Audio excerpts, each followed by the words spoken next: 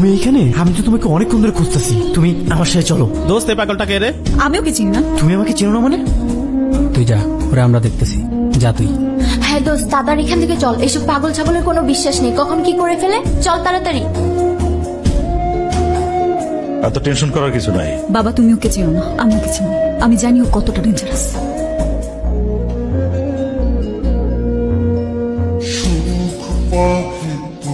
তোমাকে কিছু বলার ছিল।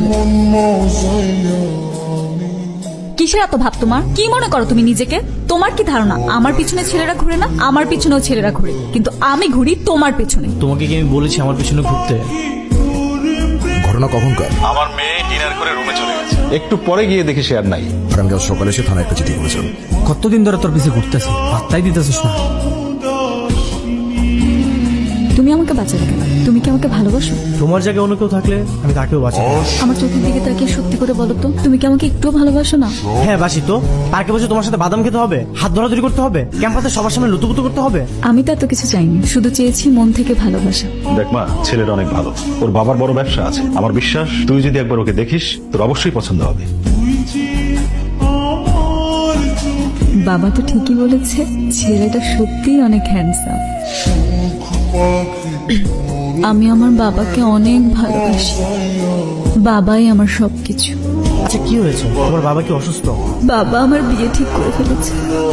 আমি বাবাকে তোমার কথা বলেছি, বাবা কোনোভাবেই রাজি হয়নি। বাবা আমাকে বলেছে সেই ছেলেকে বিয়ে করতে হবে।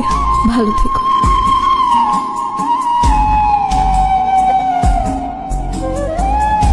এখনো বউ হইনি, হব।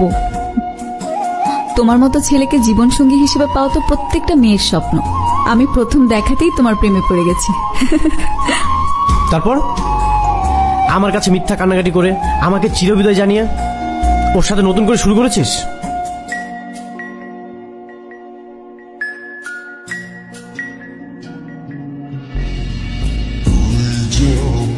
Hello, excuse me, who are you?